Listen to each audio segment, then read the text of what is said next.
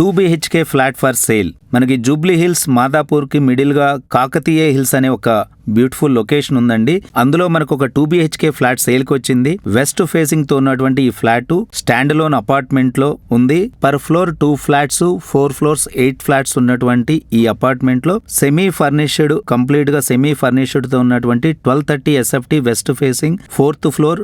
This is the top floor. Total గా 4 floors ఉన్నాయి. 10 years age ఉన్నటువంటి ఈ స్టాండ్ లోన్ అపార్ట్మెంట్ లో మనకి 2 BHK ఫ్లాట్ సేల్కి ఉంది.